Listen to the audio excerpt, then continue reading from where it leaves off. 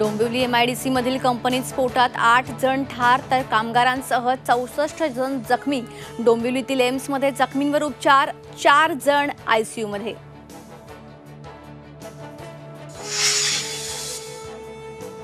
डोंबिवलीतील रासायनिक कंपन्या अंबरनाथमध्ये हलवणार, दुर्घटनेनंतर मुख्यमंत्री एकनाथ शिंदेंची घोषणा।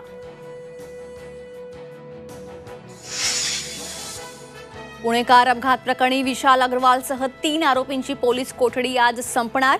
अग्रवालला जामीन की पुन्हा कोठडी याकडे लक्ष, तर मुलाचे आजोबा आणि ड्रायव्हरला चौकशीसाठी बोलावलं।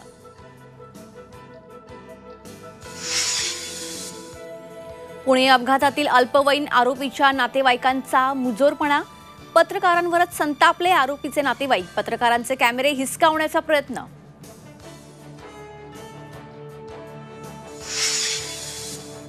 विदर्भात उष्णतेचा तडाखा वाढला, अकोला 45.5 अंश सेल्सिअस उच्चांकी तापमान, यंदाच्या मोसमात प्रथमच पारा 45 अंश सेल्सिअस पार।